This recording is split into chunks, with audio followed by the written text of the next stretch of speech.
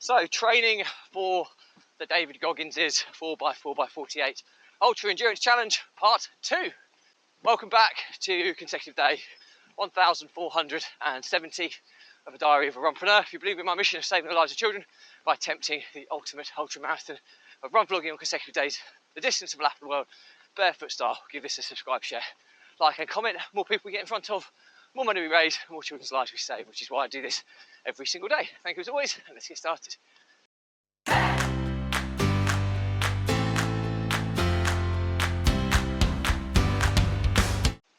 So, consecutive day 1470 of a Diary of a Runpreneur.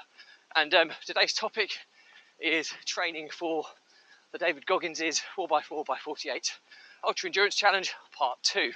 So if you're not familiar with the challenge, it's running 4 miles every 4 hours on the hour in over a spell of 48 hours. So if you started at 10 in the morning, you'd run at 2 in the afternoon, you'd run at 6 in the evening, you'd run at 10 at night, 2 in the morning, and so forth for 12 consecutive cycles of 4-mile runs. Now, the challenge is the longer you take on each of the 4-mile cycles, the less rest time you get before the next 4-mile lap has to start.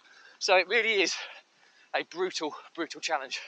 But so how do you train for this really? Well, you would think running every day, averaging 7.5 kilometers daily average, is pretty good training for this, on the basis that I'm on day 1470 today.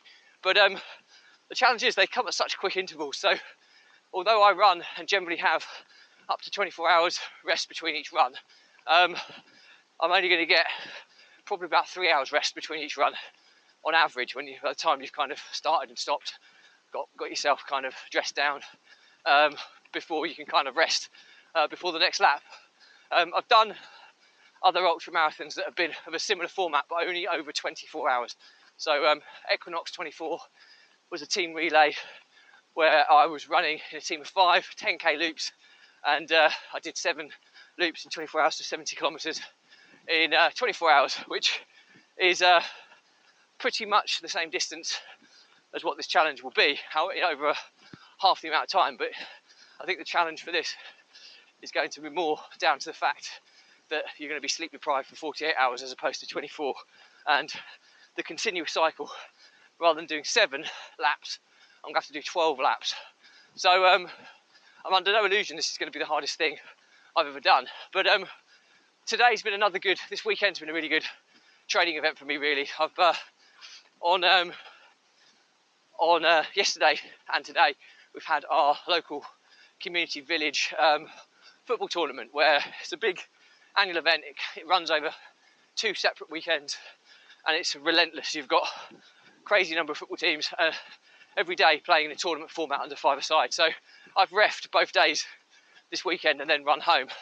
To put it in perspective, by the time I finish reffing for between 3.5 and 4 hours each day, solid, without a break, I've clocked over 20,000 steps. And then by the time I've managed to get my run in, I finished on over 30,000 steps each day. Now, to put that in perspective, half marathons are less steps than 30,000 steps. In fact, probably less than 25,000 steps. And I've been doing that relentlessly, and then by the time I finish, I've got fatigued legs, haven't really been eating or drinking too much, and I have to run home again. That's quite good training. I've done that twice now. Added to the fact, yesterday evening, I had a temperature, I was feeling under the weather, still got a little bit of a kind of dodgy stomach, without getting too graphic, and but I'm still running, and I'm still powering on through it, and it's quite good having that sensation of not feeling the best and having to do it specifically for this challenge. I wouldn't recommend it normally. If you're feeling under the weather, don't run, but I'm fairly well accustomed to it these days. But I don't feel the best, but I'm still mentally able to get over that and actually go, right, I'm going to go for my run. So, and that is, I spoke about it yesterday, the key to this challenge. It's mental resilience. It's not physical. 48 miles over 48 hours, as simplistic terms, I know you're doing 4-mile stints, is not, the mileage is doable, the physical endurance is doable. It's going to be more down to the fact that you have to stop after 4 miles, get stiff, have to fuel, have to rest, have to hydrate, then have to pick yourself up and go again.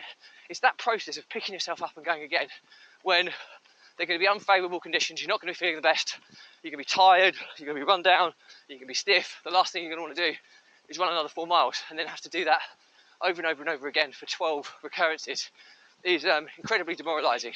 And it's going to be the people who have got that mental resilience that are going to give themselves the best chance of getting to the end. It's not about how fast you do the 4 miles. Some people may choose to walk it. It's about getting them done, resting and being able to pick yourself up for the next one. That's what this is about. And yeah, I mean, today's run is not the best. I'm about halfway there now for today.